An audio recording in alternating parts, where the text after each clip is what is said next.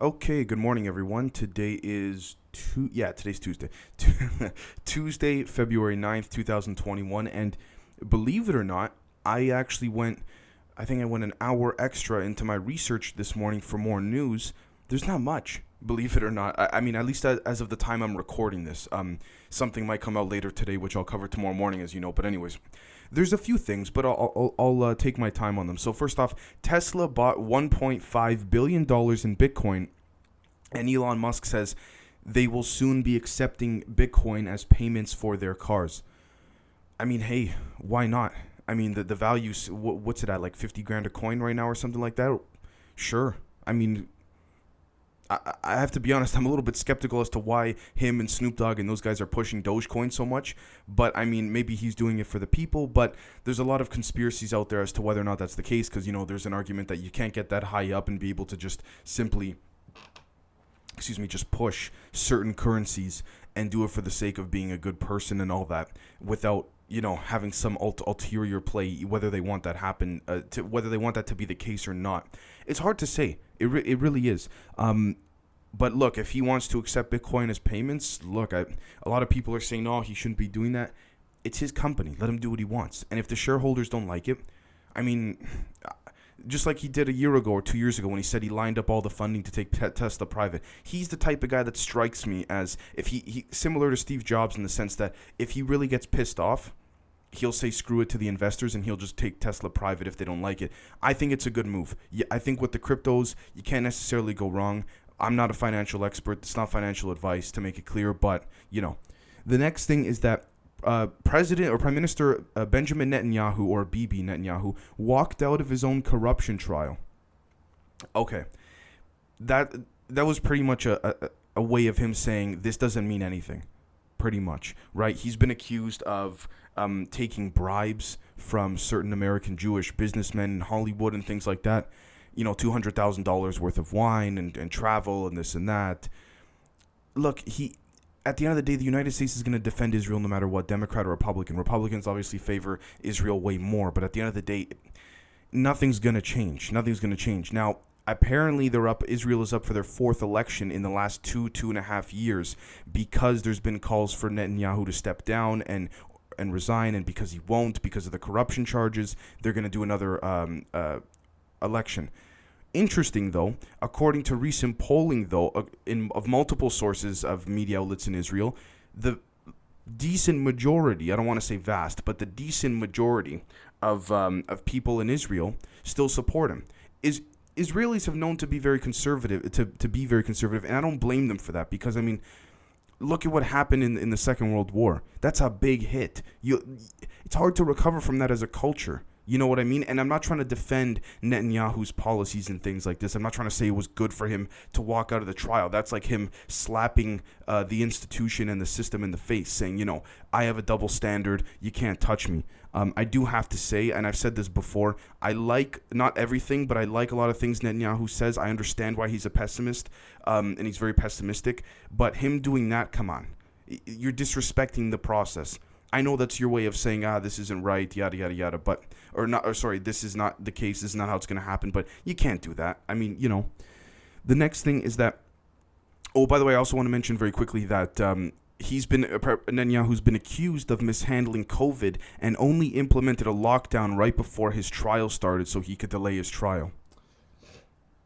Excuse me. Yeah. The media's talking about that like it's some big thing. It's just the way it works. It's just the way it works. It's as simple as that. The next thing is that 2 U.S. carriers conducted exercises in the South China Sea to say to China, hey, we're still here, this, and that, right?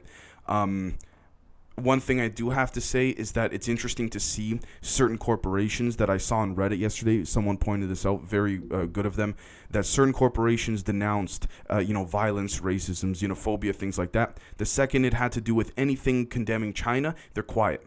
Why? Look at the funding. Follow the money. I'm not even trying to get conspiratorial. But because the mainstream media doesn't cover it, it's a conspiracy, right?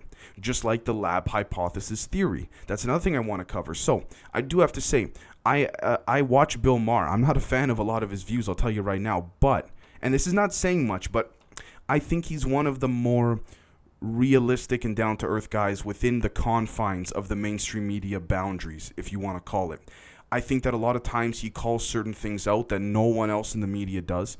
But again, they give him a little more rope. They put him on a bit of a leash, but he has his limits. And that's why when, for example, when he's hammering someone on a question that they're dodging, he can only push so much. Not because, there's certain time left on the show or whatever, but because they're kind of letting him be a little more real, but he doesn't have full control. Because you got to remember something too. HBO is the partner company, or the I think the sister company of CNN under Time Warner, if I'm not mistaken. Don't take my word for that, but I think that's what it is. So you can see the connection there, right? And you could see that clearly. Bill Maher understands that he's got a certain line he can't cross, but he's going to push as close to that line as he could, and I respect that. Now, with that being said, at the same time, I don't agree with all of his views by any stretch of the imagination, but Brett Weinstein and his wife Heather Hayes, I think, very nice people, went on and talked about how the lab hypothesis theory is, in their view, more than likely 80 to 90% possible. Now, that's not to say that China unleashed COVID, assuming this is legitimate, right, for YouTube. They released it. But the thing is it's not to say that, like, it was released, because we have to define the word released. And sorry if I'm stuttering a little bit, just trying to gather my thoughts. But ultimately, they believe that the virus did come from nature. Brett Weinstein and his wife. However, there are certain elements within the virus to indicate that it has been altered with. Now, I'm not trying to become a biologist. I'm just regurgitating what Mr. Weinstein said. He also said that this virus spreads quicker indoors, which the WHO and the CDC have said is true, rather than outdoors. That contradicts the way viruses work in a natural sense. So clearly there's some type of alteration here, right? And I'm not saying this because I want to believe it's some conspiracy, whatever. I'm saying it because we got to look at all the angles of the pie here, right?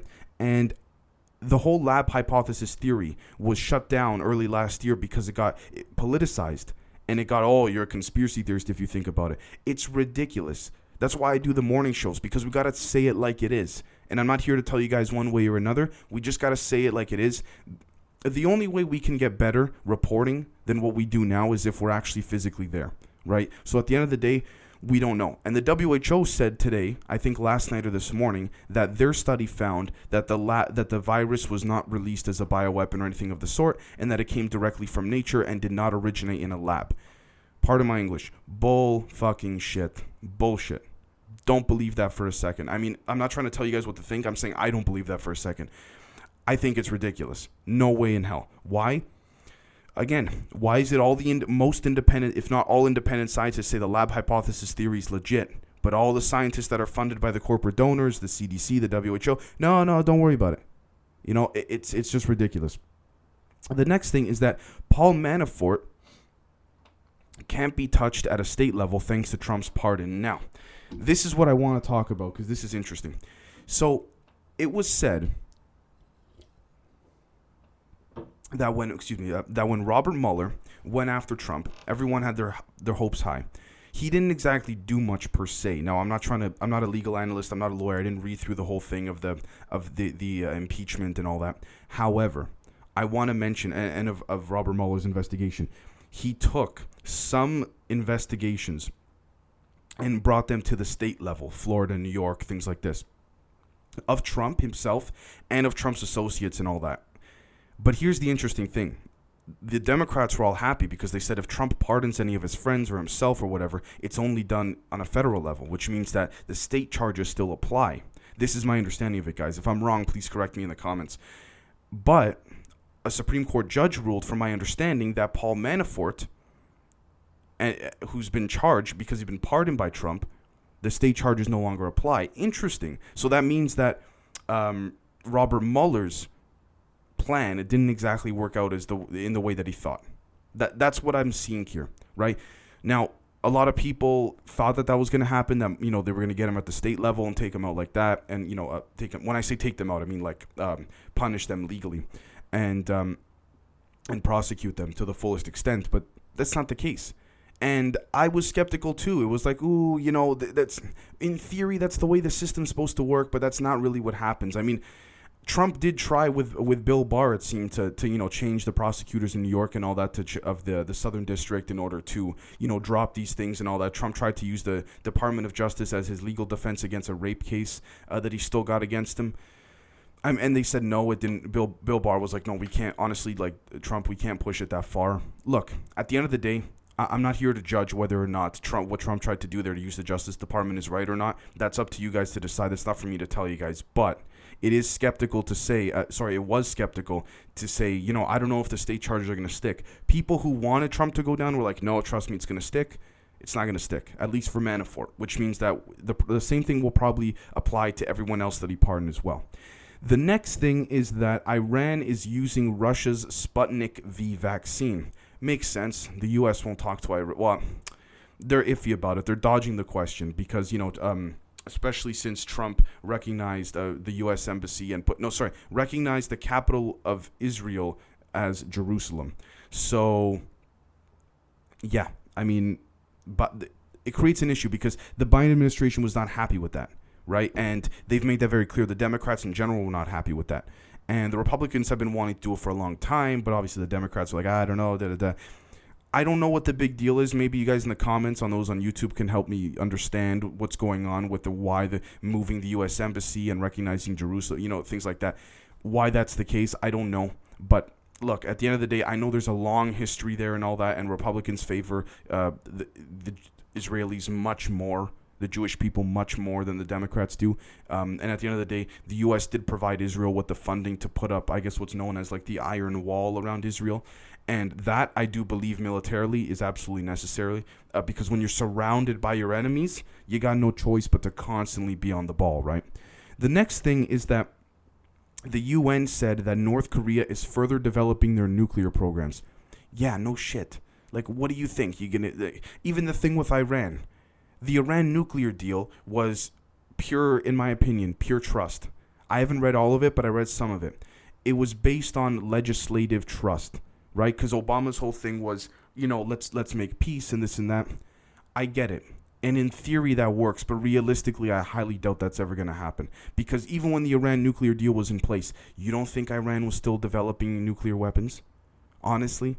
And I don't mean any disrespect to the Iranian people, by the way, because I have a lot of friends that are Iranian, fantastic people. I'm talking about the government. Now, I could be very wrong here, but, again, we'll see what happens. The next thing is that the United Arab Emirates, so the UAE, and the U.S., according to some recently declassified documents, are competing and secretly competing to explore Mars.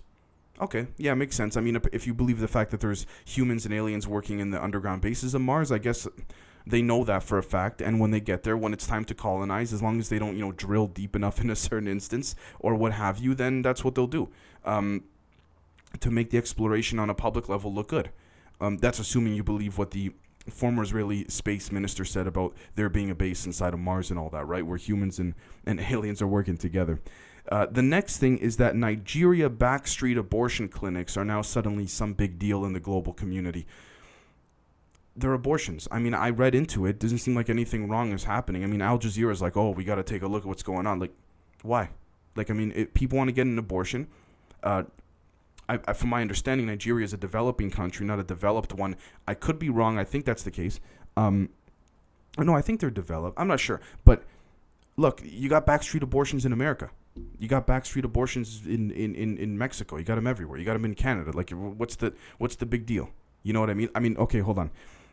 Maybe that's an oversimplification of me trying to just brush it off, but it depends if you're pro-life or pro-choice. But look, if you accidentally get your wife or your girlfriend or your partner pregnant, right, and you live in a place where abortions are illegal, what do you expect these people to do? You know what I mean? What would you expect? The next thing, let's take a look here.